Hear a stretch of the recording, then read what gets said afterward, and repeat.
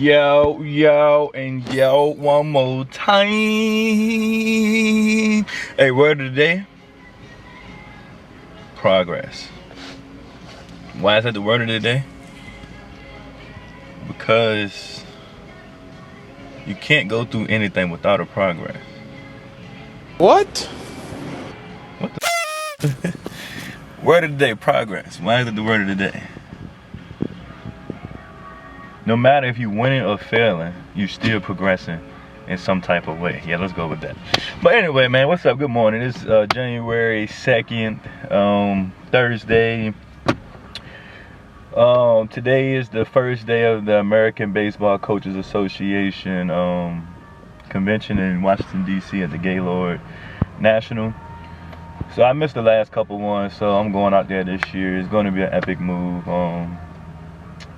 Lots and lots of knowledge and coaches from all over, from JUCO, high school, travel ball, little league, to D1, D2, I think MLB, MILB. Oh, there's a lot of baseball going on around today, man.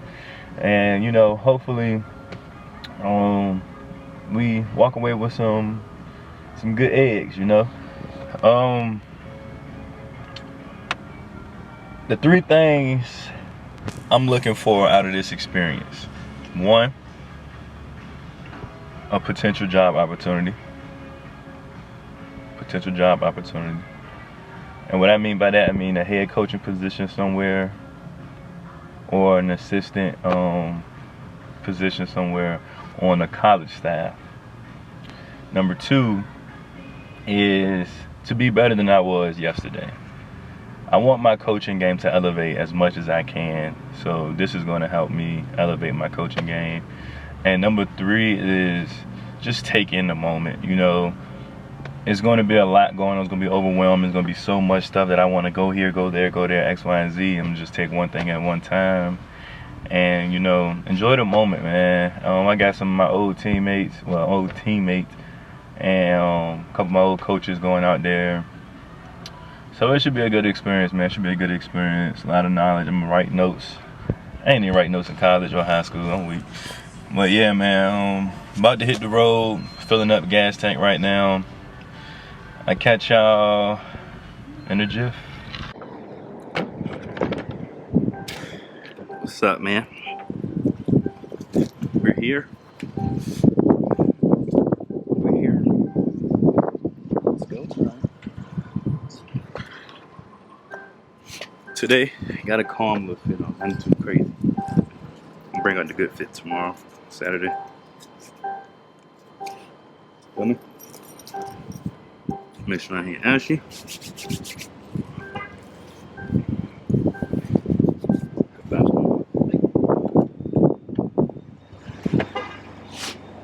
It's a little bit. Yeah, I look cold. I didn't look. I think I got a shit.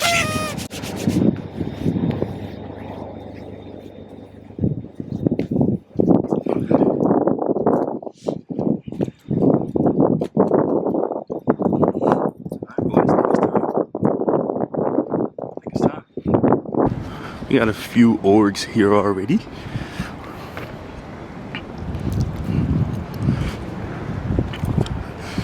You know what I'm saying? Y'all parking about.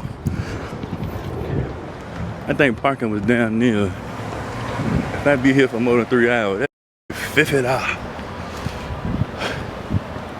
Might be here for about 10 minutes. I'm playing. Now let's do this thing, man. I'm excited. Check back in with dropping down coffee.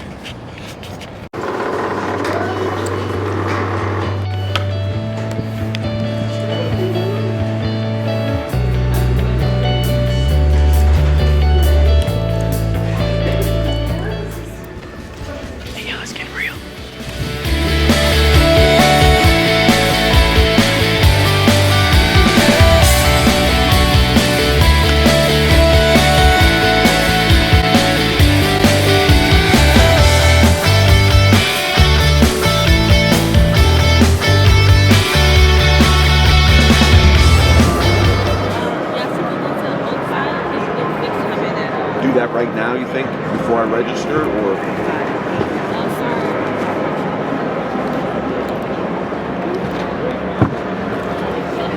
Yeah, my ad, everything's correct. It's crazy in here, y'all.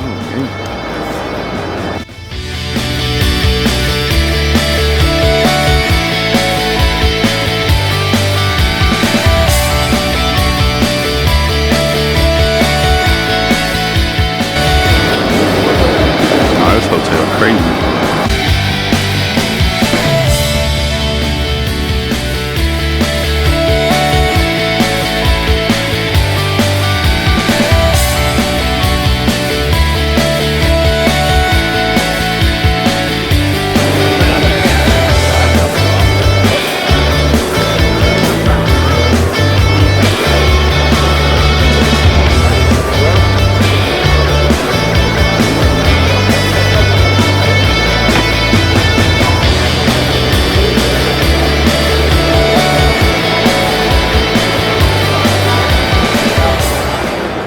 What up? Yeah, man, coolin'. Hey, but look, nah, but look, though, nothing open up until 1, and that's the trade show. So right now I'm just walking around. Had to pee. You know what I'm saying? What? Check your boy out. Yeah, but this hotel is crazy. I ain't gonna cap. But it makes sense because the hotel rooms are like $450 a night. Who? I sleep in my car if I do that. But yeah, man, trying to make this post on the ground. Y'all go follow me on the ground at Keezy, Semi East.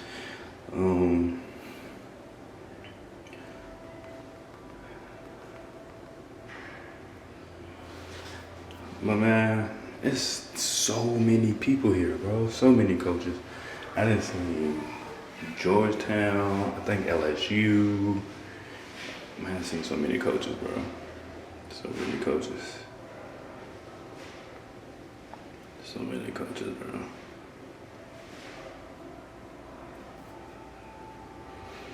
But let me get back out here. Unless you don't want to post, I got 5G. Oh, look at the mirror, y'all. That go crazy.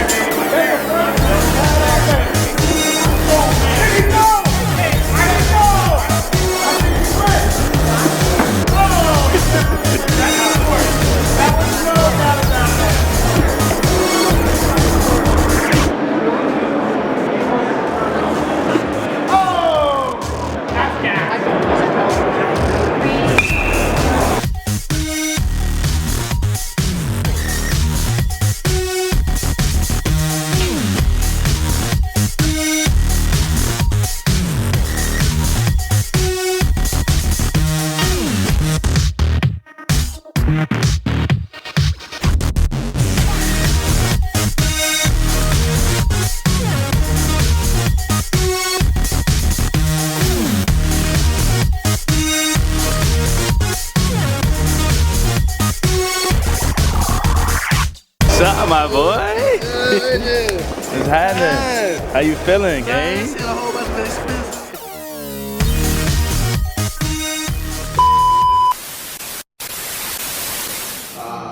We didn't have a lot of money, so we had the GA kind of, you know, you get the tuition waiver and all that. And so I was one of the first GAs there. And then over the course of the last few years, 25 years after that, GA has kept coming through. And so Paul was instrumental in knowing that he only had a short amount of time with a young coach. He only had a year. Hey, good evening. I'm Matt Edner. I'm head baseball coach at Frank W. Cox High School in Newton Beach, Virginia, and I'm entering my 11th year. Hello, everyone. My name is Rachel Balkovec. I'm the director of player development for the Miami Marlins. I'm Bonnie Hoffman. I'm a coach with D.C. girls baseball. Good evening. I'm Chris Hanks, head baseball coach at Colorado Mesa University NCAA Division II. Greg Manuela, head baseball coach, University of Colorado. Lee Banks, general manager of Tidewater Phillies.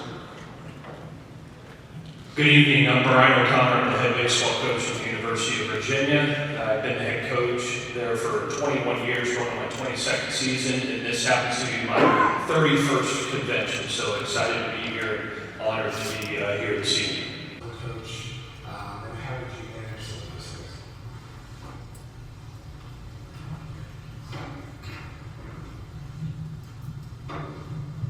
Okay, so the question was biggest navigational challenges. Well, the most obvious one would be probably my gender, so we'll just touch on that very lightly here, and then just talk about maybe some action items that could apply to any person who's trying to get somewhere in their career. But I think as a woman, it was definitely my biggest challenge. But I look back and even in the moment, being looking back now, I just think that this applies to everyone. Being an underdog is an advantage. And even in the moment when people were doubting me or said that I couldn't do it, which again applies to probably everyone in this room, I would just think like, oh, that's really funny. Like that's cute. I'm gonna keep working, I'm gonna keep gaining skills, I'm gonna keep learning from the best in the world or in the country. And it's like someday I'll actually overcome this. And then because I had to do all those things, I'll be better than you. So again, being an underdog is an advantage. If you have something that's limiting you, whether that's you're from a small town, you're working at a junior college, you're working at a high school, you feel like you don't have all the resources that you need. If you think about that as a problem to solve, and you actually do solve that problem, then you're stronger and more equipped than a lot of the people really in the world. So that's something that I struggled with early on, just because of my gender, but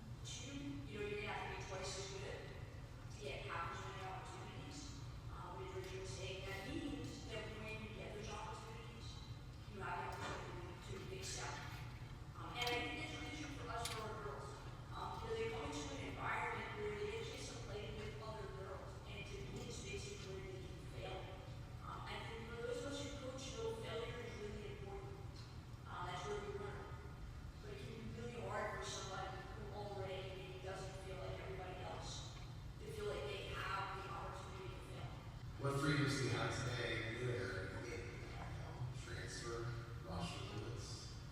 How do we hold true to the timelessness of the game? Thoughts on that? Wow. That is a lot. You're going to have to remind me what all those questions were. I do not want to talk about NIL transfer portal. I will decide if anybody wants to have that conversation, but the timelessness of the game and all that. I just first would want to impart on all of you, Coach, your talk about, reading collegiate baseball 25, 30, 35 years. years ago. I have a practice every year in December, and for me, it was this past Monday and Tuesday, where I go in by myself in my office and clean up my office, reorganize a little bit, kind of get set for the upcoming season. I'm by myself each day, nobody else is in there. Coach, I can tell you, I've got these binders in my office, many of them, that have all these old newspaper articles, and I still have them from 30 years ago, clipped out from, different coaches that spoke at this convention over the years, and to whatever it is, pitch rips, whatever it might be, building a team, putting a roster together, whatever it might be. And I used to read all those 30 years ago. Certainly it's different now because so much of it's digital, but I appreciate you bringing that up because we were kind of both cut of the same cloth and did that a long time ago. And what I'd like to share with you is why do we do what we do? Why do we coach? Okay, why do we decide to get into the profession that we do? Whether it's a high school coach, a youth coach here, somebody in professional baseball, college baseball coach. One of the other things I do, the second thing I do every year when our season's over, I take a couple of days and think about after we're done with our player meetings and remind myself of why I do what I do. And I think it's really important for all of us because we all know in this profession that we're challenged a lot at different times. Depending on what level of baseball we're coaching at, our challenges are different. Our two coaches from Virginia, Lee and Matt, their challenges might be from more of a parent. I don't deal with parents that much. We do it in the recruiting process, but not on who's going to play and what their situation is, right? But why do we do what we do? And that continues to remind us, why are you here this weekend to get better? Well, I just share with you of why I do what I do.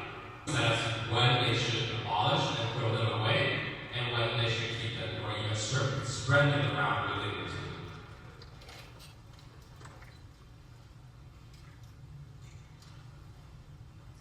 Are they good? That's it. It's like if they're performing and that's what they're doing, then great. If they need to improve in something and that drill is not helping them, then it's going to change. But the real question is, well, okay, this player likes their routine, they like what they're doing, they feel comfortable with what they've done, previously, whether that's in high school or college, even at a different professional team. And they come to us and say, we want you to change your team because your performance is not very good. A really, really simple example is, okay, this player is hitting a lot of ground balls.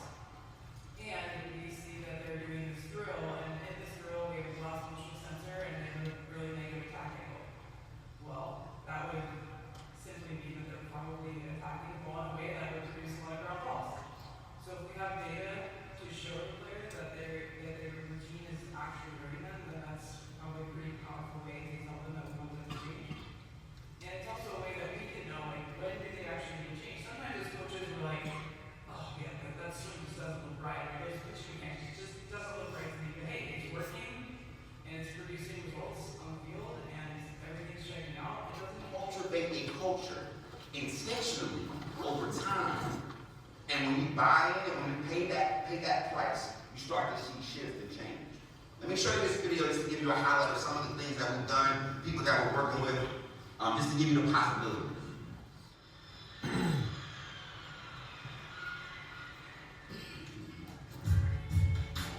What does it take to shift the culture? Maybe it just takes one coach, one person with influence, who learns the truth and wants to be the difference, who challenges the space around them in a way that creates a lasting impact for the better. One coach who takes one incident of racism and flips it forward to inspire a group of allies to create an actively anti-racist culture for the foreseeable future. Maybe all it takes is one team, a group of athletes that decides their current culture is below their desired standards, that has an experience so moving it creates a new norm, not only for themselves, but for all that want to join them moving forward. A team that becomes self-motivated in their commitment to creating a more perfect union simply by installing a new team tradition. What does it take to shift the culture? An athletic director is a good place to start. An administrator who uses their position to ensure that every coach and student athlete under their leadership enters a locker room where anti-racism is a standard developed through consistent partnership and organic community engagement. Sometimes all it takes to shift the culture is a leader who is intentional about feeding the future leaders of our country and equipping them to protect that future with care and purpose. A culture will surely shift when an entire campus embraces an uncomfortable conversation, which then gets carried across multiple departments. But they dive into it. What I want to do is I want to put up this QR code one more time because we got to get ready to go. But I want to give you this QR code because if you have any curiosity about this, if you want to learn more and learn about how we can work with you on your team or your space or your church or your job or whatever, what I want you to do is just take this QR code and make sure you get in touch with us. Before we go though, I do want you to hear from one of your colleagues. We'll put Brian on the spot. He's good at this, so he won't have a problem.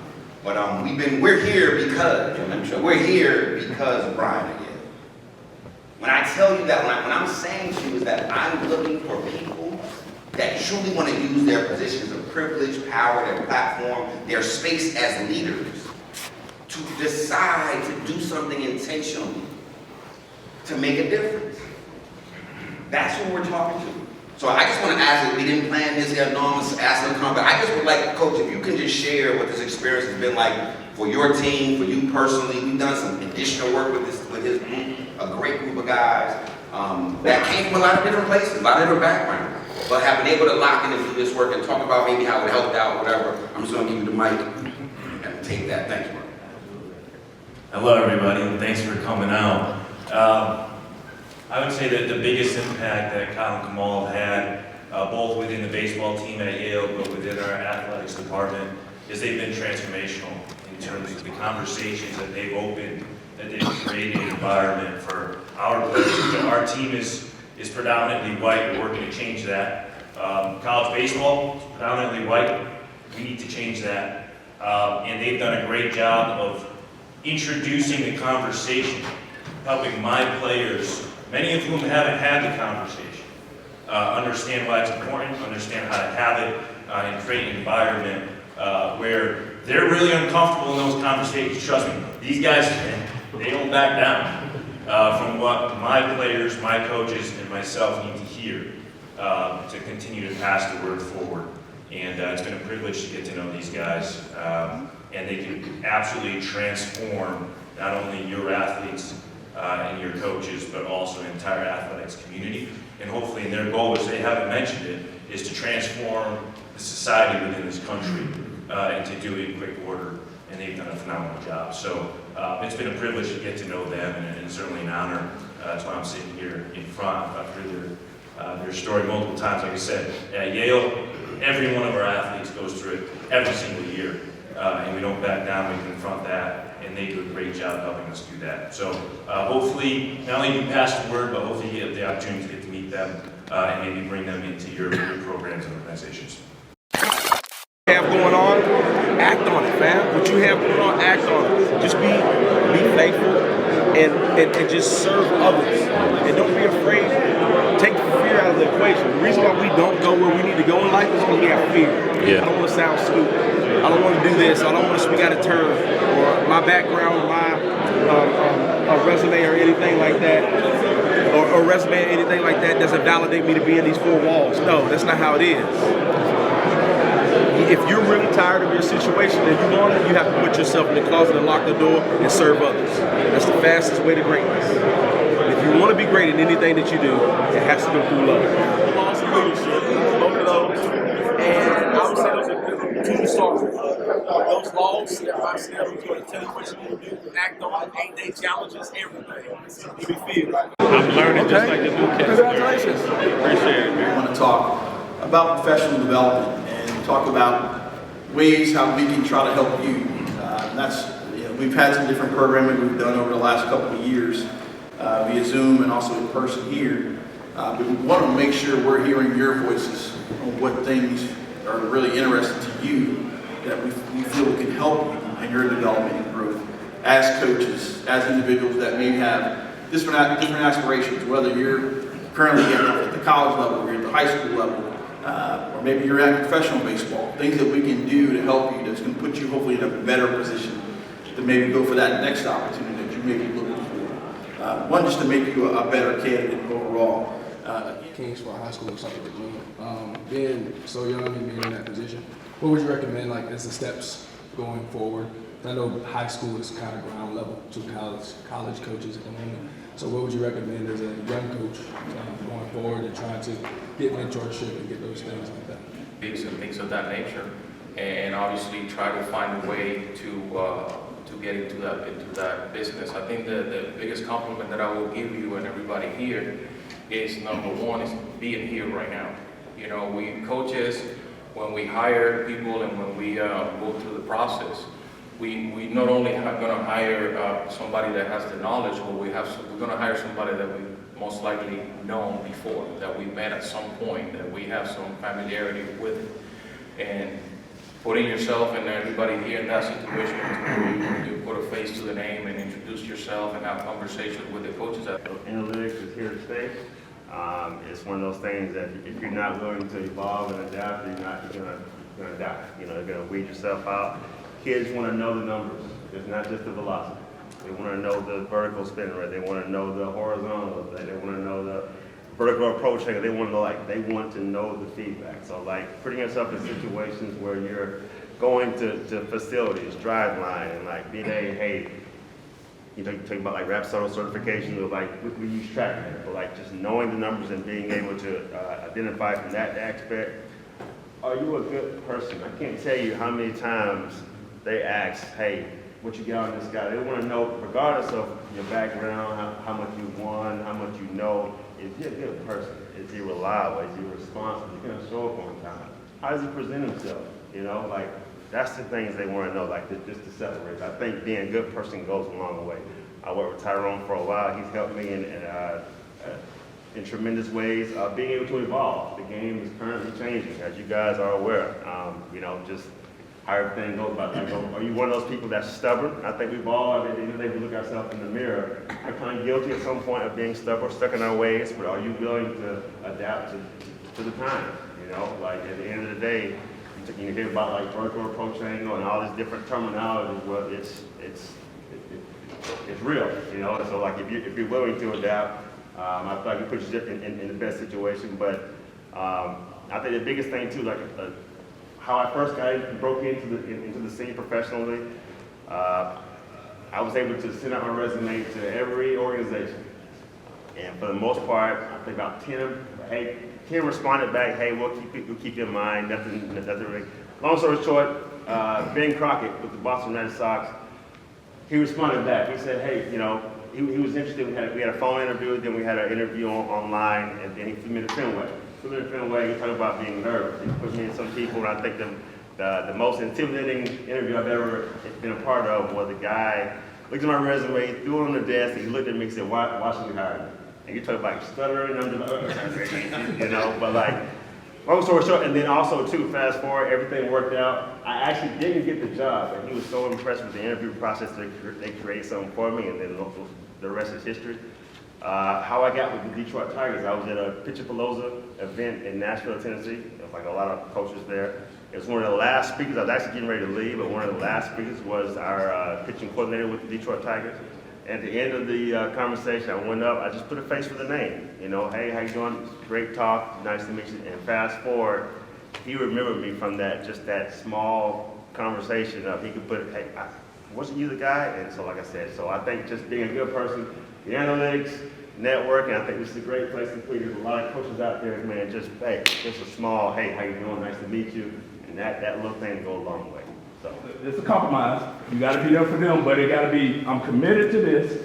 Okay, baby, it's a sacrifice that I'm going to make, but I'm going to be here to help you as well. So when you coming back, you know, a long road trip, you got to take the kids. It's your turn to take the kids. It's not I need a break or whatever. You get a break that night before you go back. You know, whatever it is, you got to be there to do both, or you figure out a way to have enough money to bring your son with you, because that's what I did. And I know I got Jose, my buddy back there, Jose Cabaya, he already knew my son used to run around the practice field. It is what it is. He come in there, he chill, get him whatever, If you want to do it, you're going to find a way. And if you want to find an excuse, you're going to find one too. I've been at every level. I've been at high school. I've been at Bethune-Cookman. I've been at the FTB Phillies Nationals. I created a program, took them to the playoffs the first time in 22 years. We had a 3.75 GPA. Why isn't nobody paying attention? So at that point, I got to say, look at me, but that's pride. And I'll never get to the point where I'm going to stand up in front of my team and say, it's about me. Yes, I have aspirations. Well, really, me, I'm a man of faith, so I'm gonna be where God wants me to be. That's where I'm gonna flourish, where He wants me to be. But if I want to go up, I want to go up without having to brag about what I'm doing for somebody to notice what I'm doing. Because if I say, oh, I, then that guy got an ego problem. It's all about him. But if I stay quiet, nobody's noticing. So it's one of those things where they say you have to stand out. If you don't stand out, you fit in, and if you fit in, nobody notices you. But then they also say that you're being arrogant about promoting your success and that kind of thing. So my thing is, how do we connect to where the diversity or whoever it is can actually keep an eye on us to where we don't necessarily have to go out here on social media and do all this kind of stuff, do a certain drill to make people say, hey, look at me. Because once I say I want to do it, somebody got to keep an eye on me to say, like Coach was saying, am I doing the necessary things that, because I can look at bios, and this is humbly speaking, look at bios and it's like, okay, well, I did this as well. But why isn't anybody saying anything? But I also know about the connection and networking and that kind of thing, but it's still something missing because, like, you know, this morning when they said they had the interviews and that kind of stuff, I don't know nothing about that kind of stuff. I don't know how, like, who do I need to talk to make sure that maybe I get picked for that interview or whatever it is. So I'm just saying, do we create some kind of tab on the website where everything we do in diversity, everything is in there to where people are too busy and that kind of thing. But just like we go on the ABCA website, you can get the practice plans, you can get these videos, you can get this. Why not we create something and everybody can go in this place? You know, everybody that's committed into it. Maybe we create like a membership. Not, I mean, free, but everybody that comes to these meetings. I'm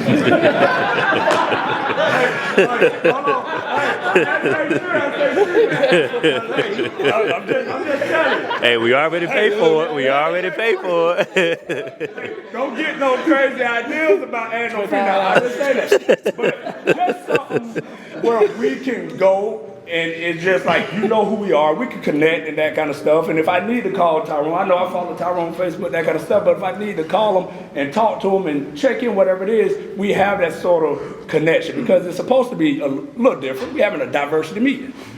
How you get from being a high school coach to a college coach if that's your goal, or a pro coach if that's your goal, or how do you deal with mental health issues, right? Because it's a challenge for coaches. Burnout's a real thing. Like, so many people demand so much of your time. You have to be the expert for all your players and all their parents and all your administration. So, like, where do you turn to as a head coach? It's a challenge a lot of head coaches face at all levels. I'm not going to sit here and tell you I have the answers for either of your questions because it's so situational dependent, right? Like, your specific situation, I don't know if you're married, I don't know if you have kids, I don't know how much money you need to make to get by. Like, I don't know all those things. So your path from a high school head coach to college is very different than a 22-year-old high school head coach who his dad's paying all his bills still. It's very different, right? And so we got to figure that out, like what the facts are in your situation. And so what we're trying to do today, I think, at least what I was told the goal was, is to hear your concerns and try to do a better job on our end of meeting those throughout the year. So it's not like, hey, we have an annual meeting. We had one Zoom this year, which was great in the fall with like some ADs and whatnot. But we're trying to find out, hey, what are your concerns? And then we're going to work on our end to better answer those and use ABCA's resources to do that. So maybe that is, hey, we need to have a mental health resource for head coaches who are going through things. And maybe it's not like mental health, but just someone to communicate your concerns and find another coach who's dealt with that and has an answer for you. Instead of me just giving a hypothetical, it's like, nah, he went through this. Let him explain to you how it worked for him. I'm taking notes on what you guys want to learn about. And so what I'm hearing a little bit is a pathway from high school, and I assume maybe there's D2, D3 coaches, and some other people with different backgrounds, and what's the path to D1, if that's the goal. But some people are going to be happy at the level they're at, and how do I be the most successful and build a career there? Because there's a lot of high school coaches that make a lot of money because they do a travel ball thing, and they do lessons on the side, and they built a business. So like, hey, maybe that's what you want to do, because you want to see your kids more than the college coaches see their kids, like their actual kids, right? And so how do I build a business? How do I build a six-figure income doing high school coach? That's great. Right? And so I'm taking notes on that. So maybe some activities throughout the year, workshops that can speak to that. And we can have people on the panel who actually done it. because I don't know if any of us have done what you're trying to do. So it's hard for me to tell you what to do. So that, maybe mental health. Is there anyone else that has just, I don't need to answer a specific question from you right now, but things that you would love to see this committee do a better job? Hey, don't ever let nobody tell you you can't do something. You just can't do it with them, y'all. That's all it means. This weekend has been nothing but amazing. Has been nothing but amazing to me. Like, I cannot thank this opportunity enough, man. It's been crazy. I used to play for TSI about 10 years ago, y'all. Met Chris McKnight tonight, well, just about 20 minutes ago. Gave me his business card, told me if I want to coach, boom, here you go. Russ College, talked to him multiple times. Man, it's just crazy. Like, a Cincinnati Reds pitching coach remembered me because I asked a question in the seminar panel. And my question was, as a coach, we're groomed to make sure everyone else is okay, but when is it time to make sure we're okay? What steps can we take to make sure we're okay as coaches? He gave some insight on it, man. As I'm walking out probably like 2 hours later, he come to me like, hey, man, keep going. Like, take care, safe travels, keep going though, man. Don't give up. Take all the knowledge you learned this weekend and like apply it. And that just made my day, bro, because y'all, this is a pro coach. Like, I had aspirations and dreams that I wanted to be a pro player. So like, he could have been my coach or my teammates' coach, you know? But we in the same setting as coaches trying to better one another. Like, y'all, I really made a connection with the Detroit Tigers strength and conditioning coach. Like, he's going to help me develop a workout plan for some of my kids. You know, like, it's, man, I'm speechless right now. I ain't even gonna lie, y'all. Like, it's just so much to take in over this weekend, man. These 48 hours just been like so amazing, bro. Like, I would not miss another ABCA convention, bro. Literally talk to this man. MLB diversity pipeline guy. Like, I literally sat right here, shook this man's hand. Y'all should see the picture right now. Like, man, I don't even know where to start or finish, bro. Like, it's just so much knowledge I learned. It's just so much I took from this experience as a young man itself. Like, man, bro. Like, I would never thought I'd be in the same building as a Vanderbilt coach. Georgia Gwinnett. Like, I think I played against them when I was at Claflin. But, like, Vanderbilt, man, Missouri, or Mizzou, however you want to say it. Man, it was Alabama, like so many SEC schools or these prominent schools that everyone looks to, you know, like our favorite coaches in a sense, you know, growing up. Oh, I want to go there. I want to go there. I want to go do this and that, do that.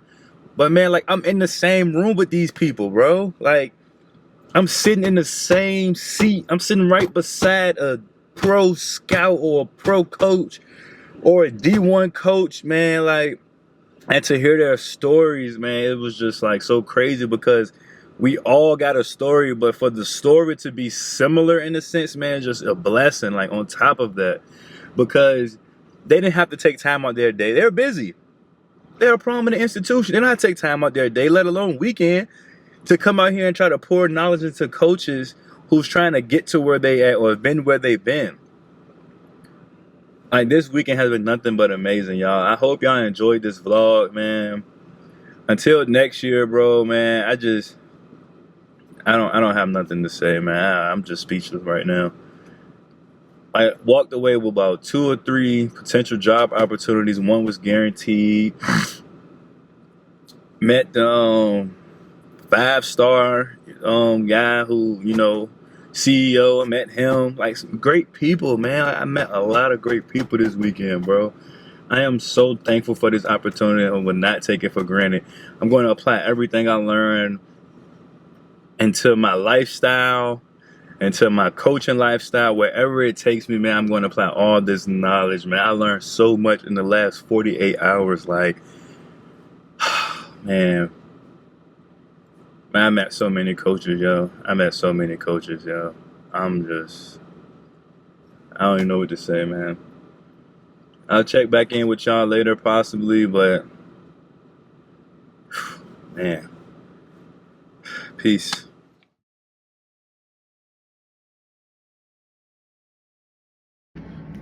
Hi, my name is Andrew Riddick. I'm the head baseball coach at Kingsford High School in Suffolk, Virginia.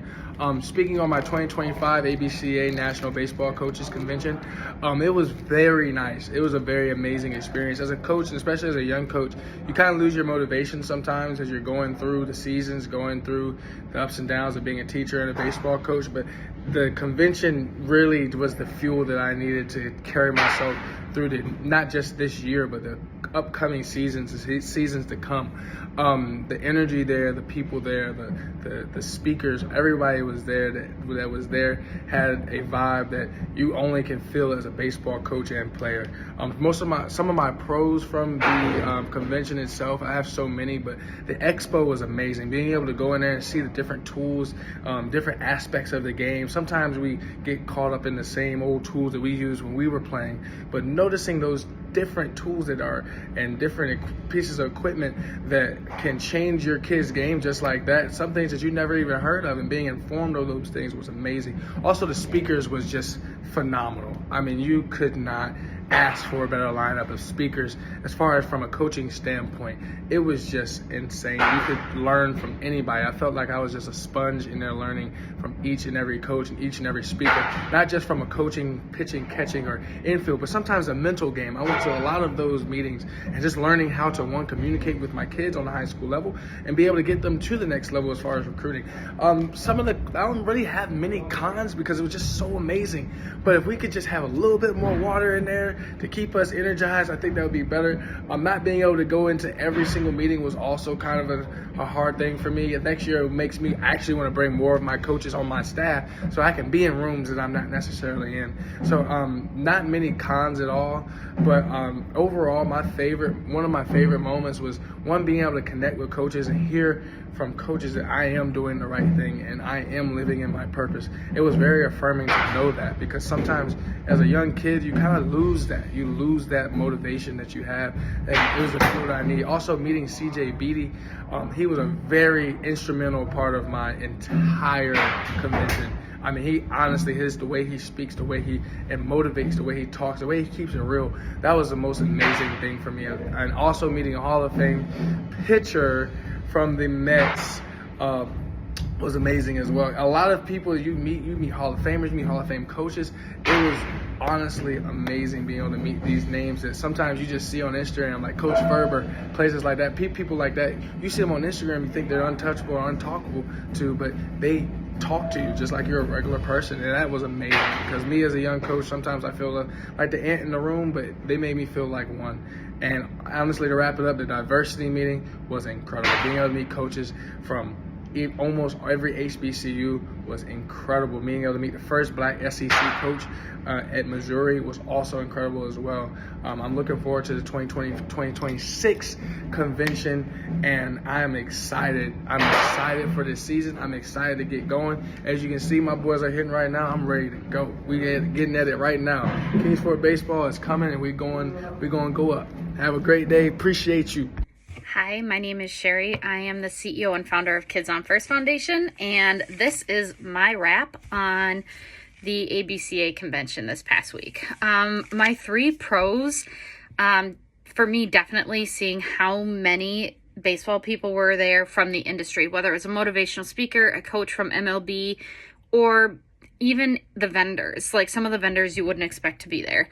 My cons, it's really hard to come up with a con. However, being able to get to different things that you want to do.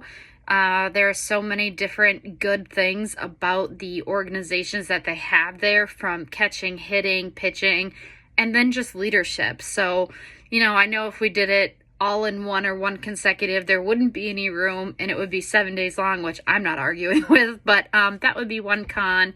I don't have too many other cons, to be completely honest. Actually, I do. Water. More water jugs. Gotta have more water. My experience overall was phenomenal. I absolutely loved it. I could not believe, like one of my friends said, how life-changing it was, and I really can't wait to go back next year. It really is like the Disney World of baseball. It's phenomenal. And my 3 favorite moments, this one's actually pretty easy to get into. My first favorite moment was seeing my friends be able to meet Tyrone Boone from MLB Diversity. That was a huge one. I've always looked up to him. I've always thought he was amazing, but being able to see him through their eyes was fantastic. For myself, meeting Rachel Belkovich was amazing. Really like her. Think she's astounding, insanely smart. And I guess the third one would have to be the diversity committee. It was wonderful being able to meet all those minority, black and brown leaders that want to make the baseball world a better place. Meeting Carrick Jackson, Tyrone Boone, getting a chance to speak to Kyle and Kamar from A Long Talk. Being able to be in that environment and learn so much from those people really is going to help me run my foundation better. I'm really excited to continue the talk with them. If you haven't had a chance yet, make sure that you do look up A Long Talk. It is truly the necessary conversation. I am most overall, though, excited to state that the people I went to the convention with were amazing.